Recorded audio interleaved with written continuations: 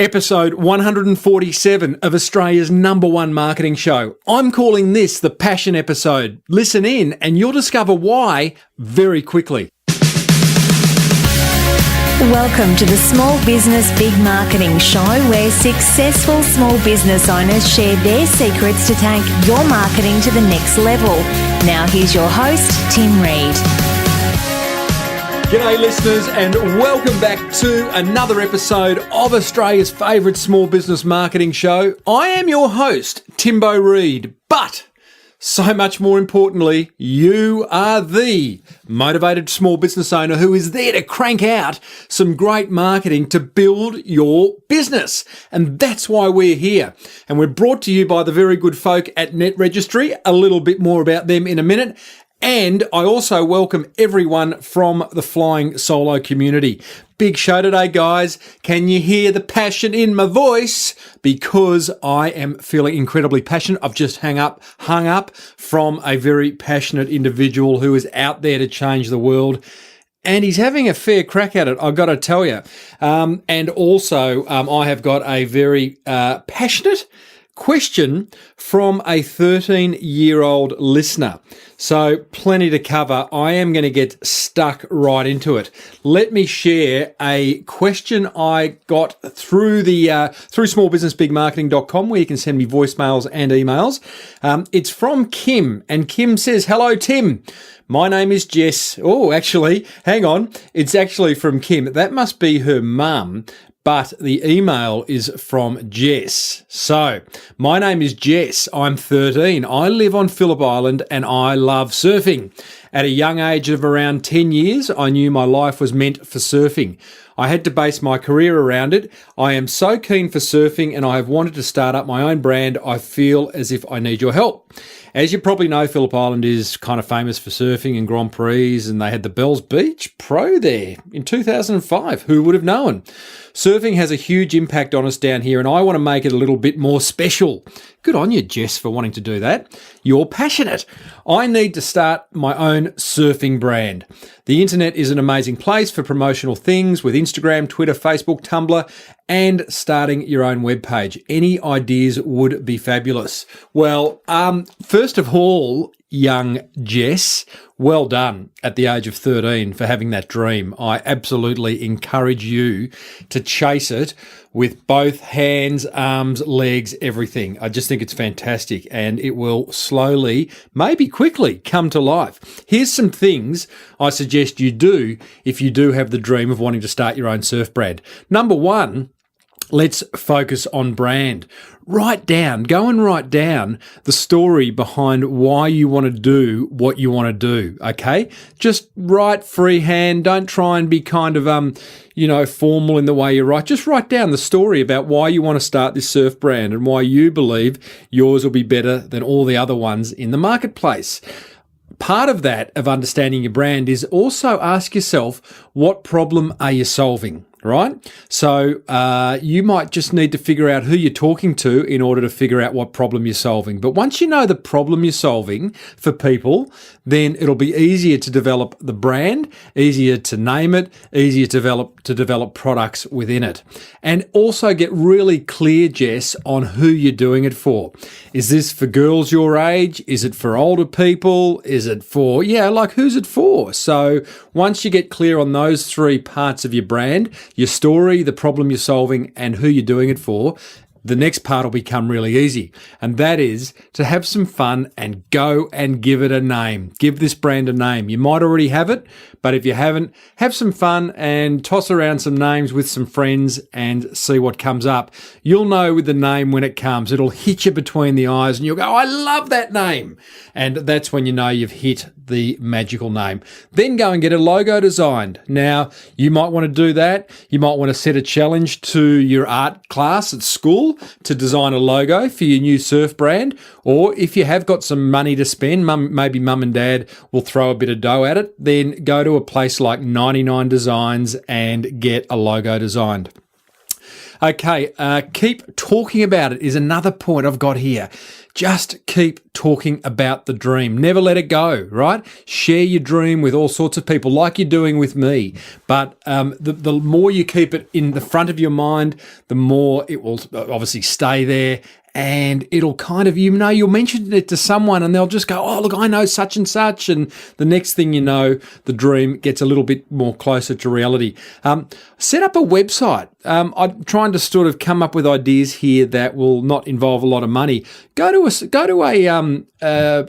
like Squarespace, which is just going to allow you to set up a website and a blog, in particular a blog, really cheaply for like $9 a month. I think you can do it, and that way you can start blogging about your dream. And it's another way of keeping it alive. You'll start to get a bit of ranking on Google once you've got that name sorted out. Register the domain name for your brand name and start to blog about it. And it has a funny effect of, again, bringing the dream closer to becoming possible. So another idea, find a mentor. I would go as far as identifying someone who you really admire. You know, it might be like a Lorna Jane or a Michelle Bridges who have gone out and done this exact thing. They've started fitness brands, clothing brands, and sort of tap them on the shoulder, send them an email like you have me, and you just don't know. If you don't ask, you don't get. And it's something I'm going to talk to my guest about in a minute.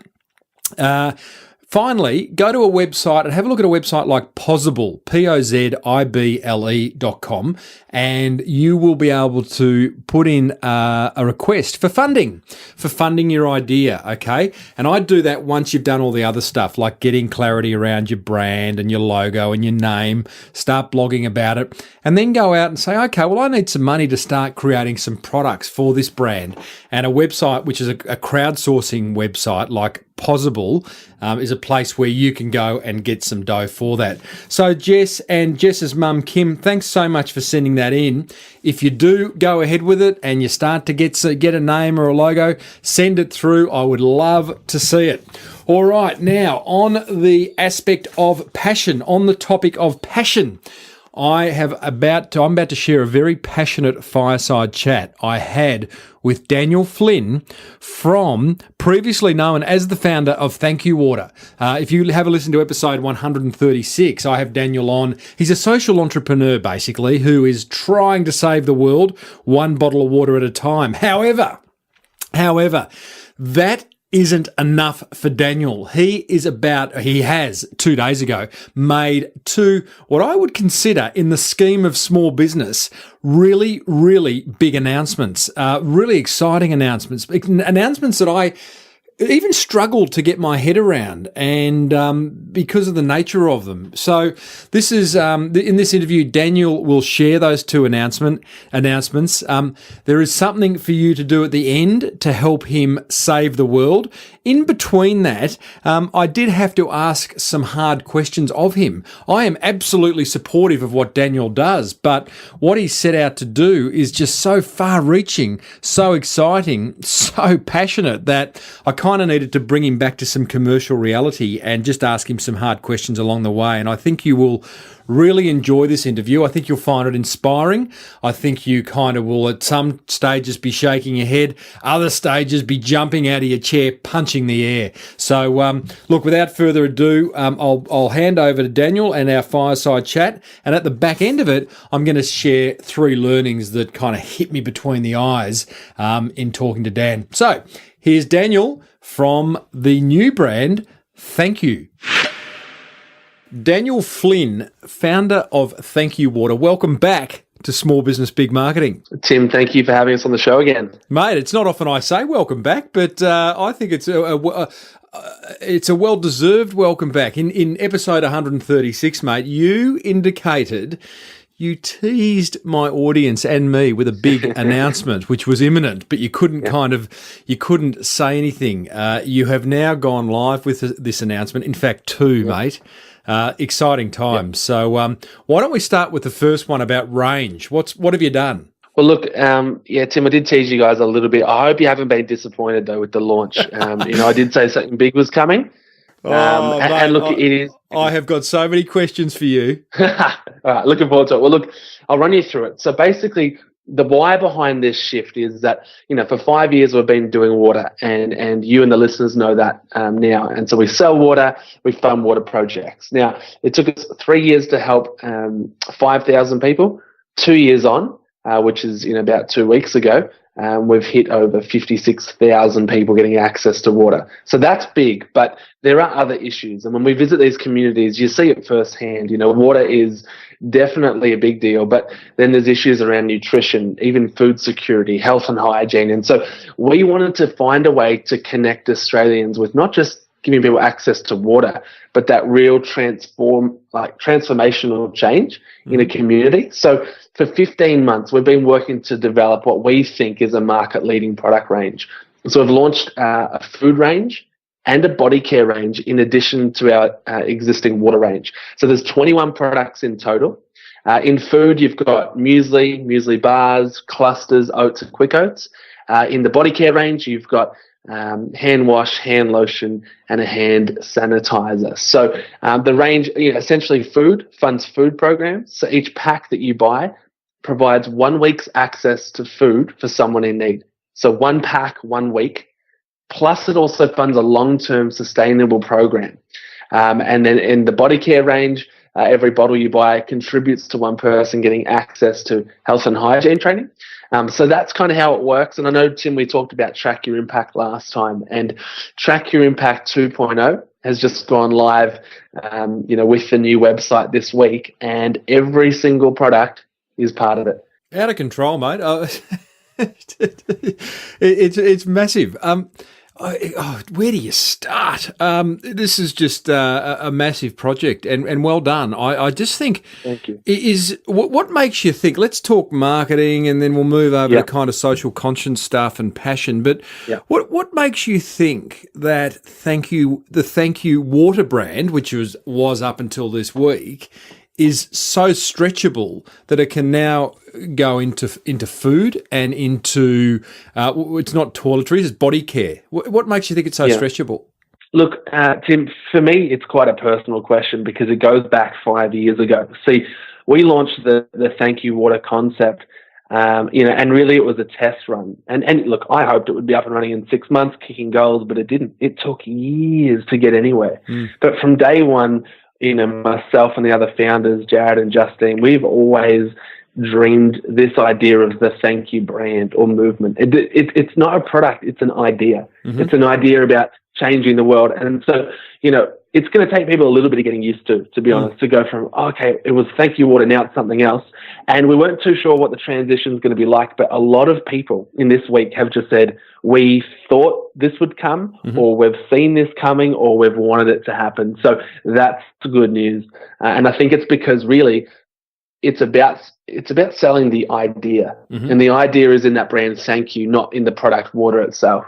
Yeah, no, I get that. I sort of from a marketing theory point of view, I get the fact that you're building the credentials, the equity around this concept of Thank You versus the idea of the product of water. Jim, I interviewed Jim from Jim's Mowing a few weeks ago, and similar kind of thing, although he didn't do it intentionally, but at a point he realised that Jim that this brand, this concept of Jim stood for, a trustworthy, honest Australian, and it could therefore apply to dog wash or bookkeeping or whatever you kind of wanted to attach it to. And I guess you've identified the fact that Thank You stands for, what does it stand for? Well, look, we think it stands for this idea: live every day, give every day. So really, it's this idea of connecting you with, changing the world, but in your everyday life. Now, there's a lot of good causes out there, but we actually stand alone and quite different, really, because this is about an action, a choice in your everyday life. So that's what we think we stand for, and that's what we hope people pick up on. Have you? I hate this question, but I have to ask you. Have you done the research? Have you? Because I do tend to, like you, operate more off emotion than than numbers. But have you done any research to say, the brand can go anywhere? Look, Tim. Look, I am a bit of a dreamer, and we as a team, we do dream big and think big. So look, when I say we've done some research, it would be nothing like some brands would research, and the research, and the I suppose the resource they'd have to even do that research would be significant. For us, we've done maybe small research, but really had our ear to the ground over the last 5 years, and we think this transition will be successful. So only time will tell. But we'll see what happens. So you're operating off some, I would say, it sounds like qualitative research. You ask people, you're listening to your gut. Good on you. I mean, for me, should be more people like you out there. But let's dig a little bit deeper. Dan, is passion getting in the way of business smarts? Again, a question I feel like I have to ask, because there'll be people thinking, because you're passionate, you're out to save the world, mate. You've saved 50,000 lives. You want to save 1 million very soon, and then 10 million. I'll watch the video. We'll talk about that in a minute. But, have you kind of sat back and asked yourself the hard question? Have you got mentors tapping you on the shoulder?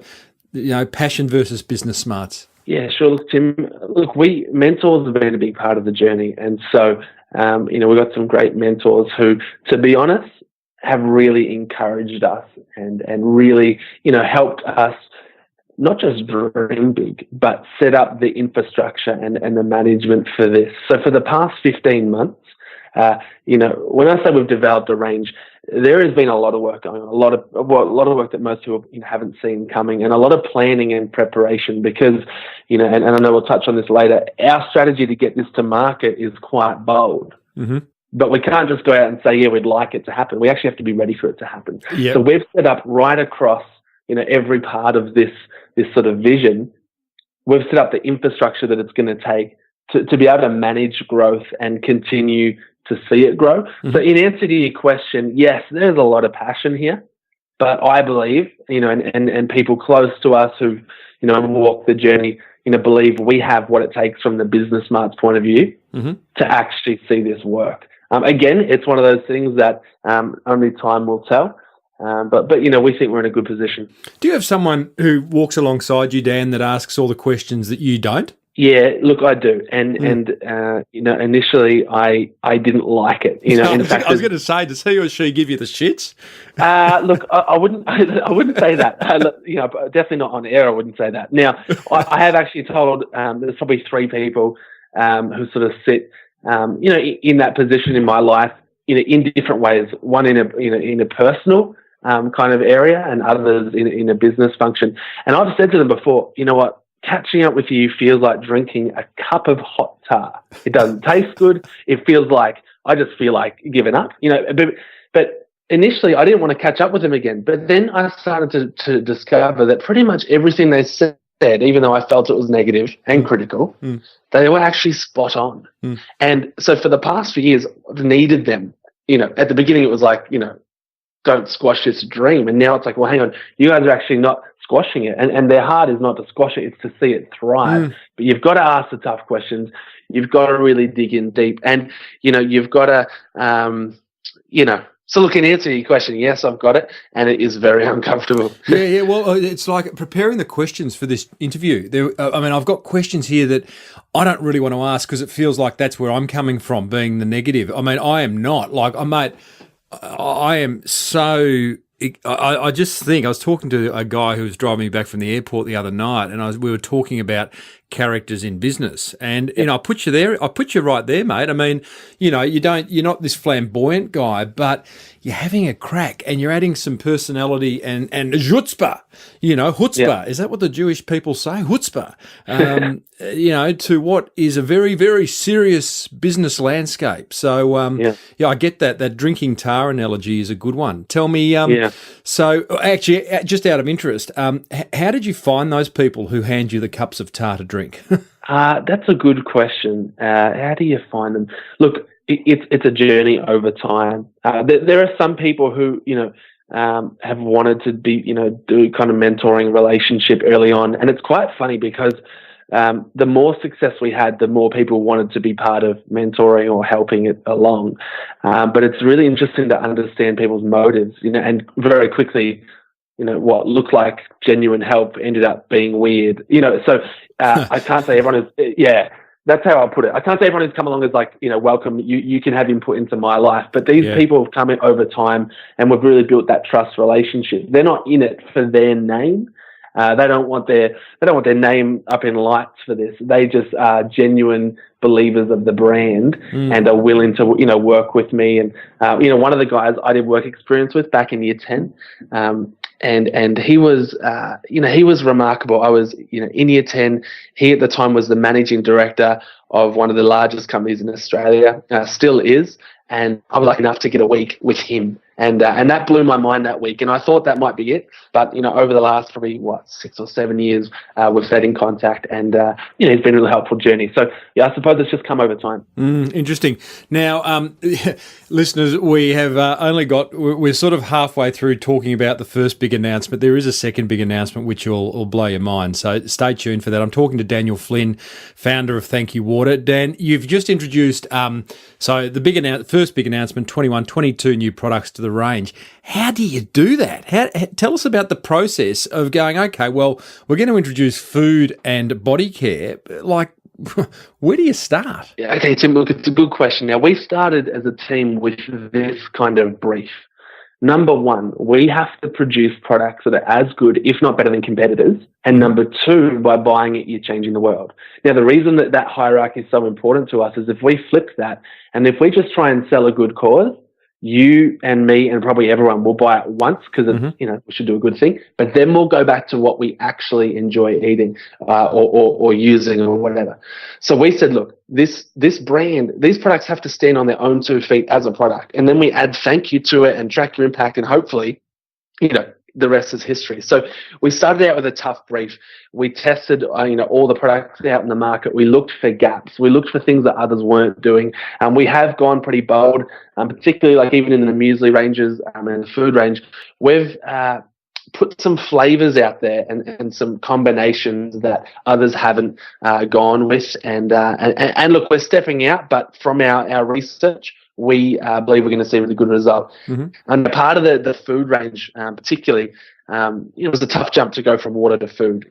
In fact, Tim, most people said to me initially, no, that's silly. It's impossible. You can't do that. People trust you as the water guys, and now you're telling them you make good food. So we enlisted the help of a man by the name of Callum Hann. Now, Callum won MasterChef for All Stars. He's written cookbooks, runs his own cooking school. He joined our team about 6 or 7 months ago now. And so he's been working in the background to develop the tastes, the flavours, the health aspects, and working with some of Australia's leading manufacturers and obviously our team. We've been able to put together a range that we're proud of. And, I'm personally addicted to the samples and can't wait for it, to hit the market. Yeah. Tell me, and listeners, by the way, and Dan, the line's okay. Listeners, stick with it. I know it's absolutely bearable, but we the old Skype every now and then does let us down. Dan, how do you get someone like Callum Hann, who did win MasterChef for overseas listeners, kind of the biggest cooking TV series in Australia? How did you tap him on the shoulder? Clearly, I'm guessing he's got a bit of a social conscience. Look, it's interesting. He'd helped out once with a little stunt for Thank You Water. We'd written to probably 100 different celebrities. He was one of few who got back to us. So there was an existing small relationship. He was in Melbourne because he's Adelaide based, and we invited him to the office. He walks in, thinking he's just coming to the water company. We sit down at the board table. We say, Callum, thanks for coming. This is who we are. This is where we're going. Here's what we want to do. And he was mind-blowing, partly because, one, the products were cool, but probably more importantly, he could just see the potential of this if we nailed it. So he said, what the heck am I doing here? And we said, well, we want to offer you a position on the team as our CTO, Chief Taste Officer. And he laughed. He laughed. He's like, what the heck? And we talked about what the role involves, and he's like, you know what? He said he can't say yes on the spot, but he came back pretty quickly, and he was just like, man, it's an honor to be part of this. And so how did we get him on? It was relatively easy, but I think it was just a good fit. He's young like us. He's a dreamer, but he's also realistic. He knows that if we don't nail this, well, we're not helping anyone. Does he cost you a fortune? No, not at all. So that's that's been pretty crazy. I mean, from day one, he was, not in this for the money. And I suppose that's across the board with our whole team. They get paid salaries based on the charitable sector. Mm-hmm. I mean, That's our public position. It's actually a bit below that, unfortunately, but we'll get it up there. Yeah. But he was the same. So for him, it's not about the money. And we really had to stress that with all the different management groups that are involved with someone like that.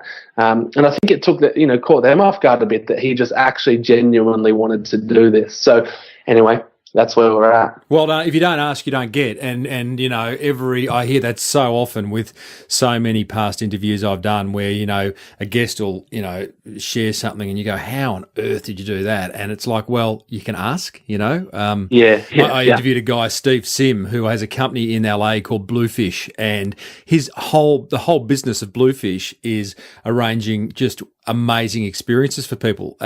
If they want to, he'd organise someone to do the tango with Angelina Jolie at a Victoria's Secrets party, and it was like, well, okay, so now I need to ask a few questions of people to see whether I can get it, and we could get it. So yeah, interesting learning. Now, Dan, let's get it stuck into announcement number 2, mate, and that deserves an absolute drum roll. Yeah, because not only have you just introduced a whole 22 products to the Thank You Water range beyond water, you've launched what you are calling the Coles and Woolworths Campaign. What is that? Well, Tim, you're probably in Australia, and for international listeners, to understand the dynamic in our country, 70% of grocery shoppers shop at either Coles or Woolworths, so they hold the market. And it's been about 5 years, and the water has never made it on the shelf. And look, that is what it is. And I suppose with Coles and Woolworths, this entire new range is grocery driven. So we know if we don't get in one or both, well, we're not going to make any impact. Now, we have some existing partners, guys like 7-Eleven, Australia Post, and some great people who will be taking on parts of the range, but only the parts that really relate to impulse buying. So this is grocery focused. So we launched the Coles and Woolworths campaign 2 days ago. Essentially, we said this on national TV and, through different social network channels. We said 2 weeks from today, we've booked a meeting with both of them, which we have. We said, but this time we don't want to head in alone. We want you to come in with us so that they see this isn't just a nice little idea, but there's people willing to get behind it. And so we asked people to upload a video or a post directly onto Coles or Woolworths Facebook page at any point within the next 2 weeks, just to say, Coles and Woolies, if you stock the Thank You range, I'd buy it. Mm-hmm. Now, we launched that on Wednesday morning at about 8:50 a.m. And look, you can have many hopes for how campaigns will go. The funny thing about this one is we can't control it. It's sort of the power's in the people's hands. So it's either going to fly or it's not. And within a few seconds of the launch, both Facebook pages exploded with response. And part of that was we had national TV coverage. But it's gone out of control. Even in the past 2 days, it's already smashed a lot of our metrics that we were hoping to hit within 2 or 1 day. So, yeah, out of control. So listeners, what Dan's done is, and what Thank You would have done, I've created this video. It goes for about 7 minutes. It's called the Coles and Woolworths Campaign. It's on YouTube. Just Google Thank You Water Coles Campaign. Is that the easiest way to get to it, Dan? Yeah, look. Yeah, either that or hit our new website, www.thankyou.co. Yep. So not .com, but .co. Mm-hmm. And we've got a campaign website there, and you can see all the media that's happened. You can see obviously the clip as well. So it's a very cool video. It got a bit of a Dollar Shave Club kind of coolness about it, and you are there explaining all about the range, all about the Coles and Woolworths campaign. We're 2 days into it. You've had 60,000 views. You've got a whole lot of people uploading videos, and people like Nicole Livingston, another guest of mine, Jules Lund. I'm sure there's a whole lot of other celebrities that have done it. Did you upload that video and then did the media come to you? Did you also do some press releases? Yeah, correct. So we've worked really hard on this campaign, obviously wanting to do everything we can for it not to fail. And so we'd lined up the launch of the new range and the announcement of the campaign on Channel 7's Sunrise program. So that happened on Wednesday morning, and we released the video online at the same time. Mm-hmm. So the first initial response that went out of control, we don't even think that was our fan base, because our video had literally just hit the Facebook. So we got a lot of new supporters just sort of out of nowhere who saw the story and went, you know what, this is crazy. We've got to get behind it. Yeah, fantastic. Tell me, Oh boy, again, so many questions. 5 years in, Coles and Woolworths haven't taken up the water. Is there something that you know that makes you think that they're going to now say yes to 20 other products? It's a good question, Tim. And look, the answer is this. We are keeping this campaign very positive. And, there are reasons that any big retailer won't stock a small product or a kind of a, like a small independent. And part of it is risk for them. That they need to, for them to put a product on shelf, in fairness to them, it's a commercial decision that carries risk, because if it doesn't sell, yet another product could have been on shelf and would have sold. That's that commercial risk. So, for them, I think what we've seen is maybe a bit of a hesitation to try something new and something a little bit different. But what I have found, and what we believe, not just for Coles and Woolworths, but any retailer in this country, is when you present an idea, you often get a response that's a little bit along the lines of, good on you, that's great, we'll review it, and in about a year's time, they get back to you saying they're not really interested. They have other focuses for their business. So we've learnt quickly, we can't present an idea. We need to present an opportunity. So we've created an opportunity. And it's a very public one, and a lot of media's got behind it, and a lot of people have got behind it. But it's really saying, hey, here's not an idea. Here's an opportunity for you to partner with us. And together, we're going to go on to literally change the world. And that sounds like a nice little cliche tagline, but the reality is it's also the truth, and we can back that. So we've created the opportunity, and obviously hoping that they'll take it up. The other thing I should mention, Tim, is this campaign, the design of it, while it looks like it's to get products on the shelf, it's in fact a little bit different. It's actually, the aim of this is to get the products off the shelf and off quickly, because getting a product onto the supermarket shelf, that's a win, but it's not the big win, because if your product doesn't sell, it is all over. And that's why a brand will put a new product on, they'll invest $5 million into advertising, they'll get public awareness, the product will sell. Now, we don't have, and some brands are investing $5 million for one product line. We've got 22 or whatever. So the figures are mind-blowing. So we've gone, well, look, we don't have 5, we got nothing. So let's look at this differently. What if we could get people committing to it beforehand, so that when it hits, it doesn't just sit there among 40,000 products. It actually moves. Because you're not going to, one of the things that these big guys in Coles and Woolworths ask is, where's the media schedule? I don't imagine you're walking in with a large media schedule to support the campaign if they do put it on the shelves. Oh, look, Tim, we have, look, you're right. And that's why this campaign is what it is. It's about going, well, you've just seen half of the media schedule. It was last week. But we have got a couple of things planned. We've had some really good, some really good opportunities open up with some of the networks, Channel 7, Channel 9, who have run in the past a TV ad for us for free under their CSA guidelines, and that's had huge coverage. Like, spots during the ARIA's worth $20,000, just remarkable coverage. So they've both committed to, playing a new ad for us when we launch the Thank You range ad. And so should the supermarkets take it on, we've backed it up with, here's how we're marketing it, here's what we're doing. And look, we believe, yes, it's different to what they'd get from a Coca-Cola or a, Uncle Toby's presentation. It's going to look different, but we think it's just as powerful because really it's involving people. And so that's sort of where we're at.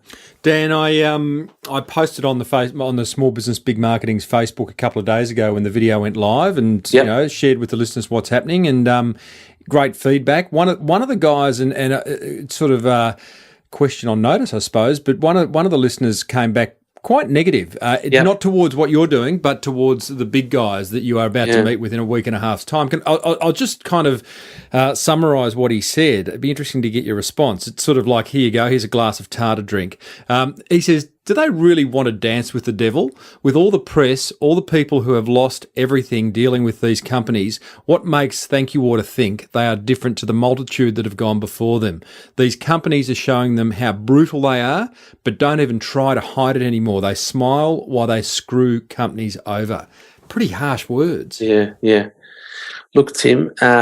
Look, I can't comment on. I've read all the papers. I've heard many things. The truth is, in the last 5 years, while we haven't dealt with these two retailers, if I told you some of the stories of not so much our retail partners are amazing. I'll be very clear and upfront with that. But there's also there's distribution networks, and there are things that have happened that have, I suppose, made us our skin a little bit tough, a little bit thicker, because we've had a lot of different games played, a lot of issues come up. So we get it. We're used to it. What makes us think that anything will be different? Part of me hopes that they'll buy into the fact that they are part of something truly remarkable, something that they've probably never seen before.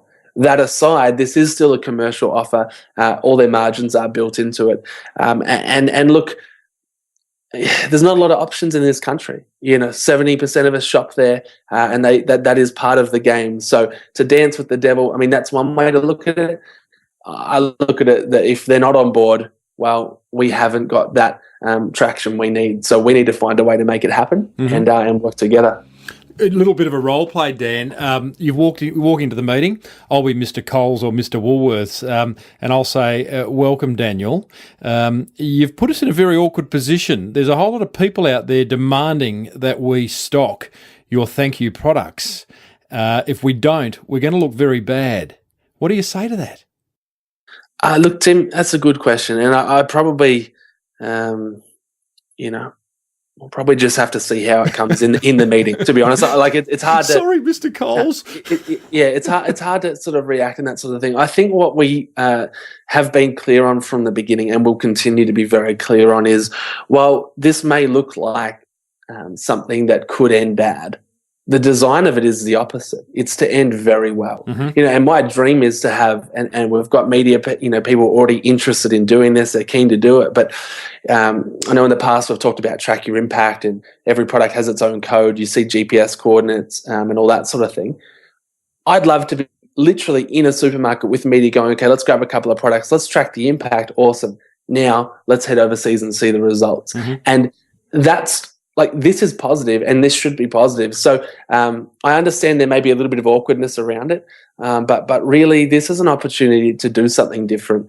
And I think we've proven that in the campaign itself. Mate, I absolutely concur. I love your passion. I love your emotion. I love the fact that you don't have every question answered, and I love the fact that my listeners are about to help you. So what can they do right now on Friday the 19th of July? What date's your meeting? Meeting with Coles next Friday, which is on our website. We put the date up, and we got Woolies the Tuesday following, and Food Land, which are a big South Australian supermarket, have jumped in and said, well, we're really keen to stock this. So we're meeting with them next week as well. Okay, so what do we got to do, mate? Tim, what I'd ask the listeners to do is head to our website, so www.thankyou.co, because first, I think it's important that you look at the range, you see the products, and go, hey, you know what? I genuinely like to get behind this. Obviously, watch the video. If you could watch it, it's on YouTube, it's on our website, and it's on our Facebook page, which is Thank You, one word. Watch it, share it, and then we'd ask you to post up on the Coles and Woolworths page, just something to get their attention. And look, people are getting pretty creative, which I love. We've seen songs, pictures, some crazy stuff. So I think this is a fun campaign, and listeners should have some fun. But anything you can do to share this and get the word out, obviously, is greatly appreciated. But more than that, it's the key to hopefully going on to taking that number of 56,000 people and smashing it. Love it, mate. Listeners, please do that. I'll put links in the show notes to this. We'll get an email out over the weekend to anyone registered at smallbusinessbigmarketing.com. Head over to thankyou.co and do what Dan said. We just got to get on board. And one of the last things Dan says in the video that you will watch is, don't ask what if it doesn't work, ask what if it does. And I think that's they're big words from a little guy. Well done, Dan. Appreciate it, Tim. Thank you and the listeners so much for your support.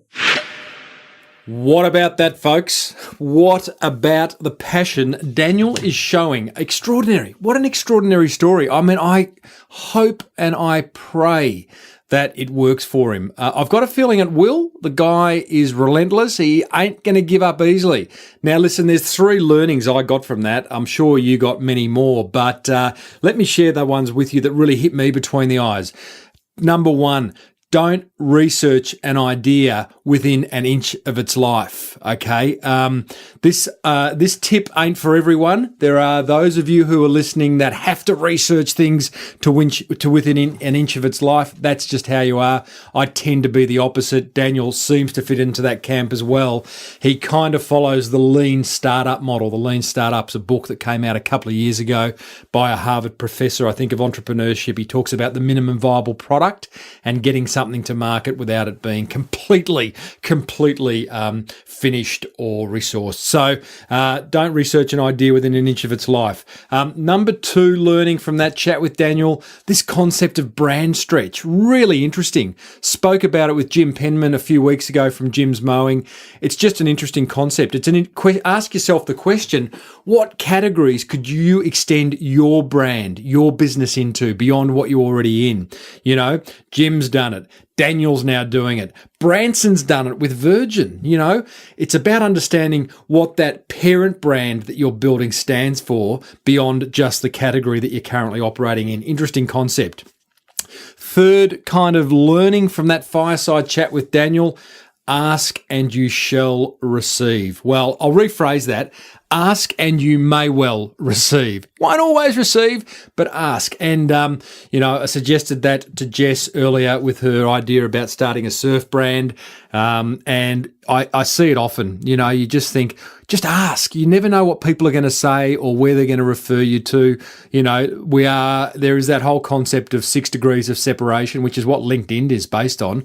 So you don't know who knows who, and things are possible. So I'd love to know if you had any additional learnings from that chat with Daniel. Please go to the Small Business Big Marketing website, smallbusinessbigmarketing.com.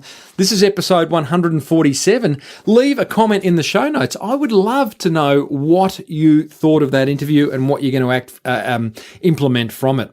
Now, guys, encourage you to also go to the thankyou.co website, have a look at Daniel's video and create that video for Coles and Woolworths, whack it on their Facebook page, and let's get that idea sorted. Let's get those 22 products on the shelves of Coles and Woolworths. We need to help Daniel move that along. It's such a great cause. Now, guys, remember this show, you talk about passion for something. Net Registry is passionate about getting your business sorted online. Search engine optimization, domain name hosting, website design and development, you name it. Net Registry will get you sorted. They're passionate about online marketing for small business. So tell them Timbo sent you. Head over to netregistry.com.au and those guys will help you in any aspect of your online marketing, and they make this show possible. That's how passionate they are. All right, enough from me. I would encourage you to head over to smallbusinessbigmarketing.com and join the forum. Join the forum because that's where I hang out. I answer your marketing questions. There's a whole lot of other motivated small business owners just like you doing the same, and I would love to see you in there. It's a massive $49 a month, and it's probably the best marketing dollar you will ever spend because we keep you motivated. That's what we do inside the forum. Guys, that is all. Until next week, when there will be another inspiring individual to come on this show and share some marketing gold. I hope your business is cranking along, and may your marketing be the best marketing. I'll see you next week. Bye for now. You've been listening to the Small Business Big Marketing Show with Tim Reid. Want more marketing goodness? Then visit smallbusinessbigmarketing.com.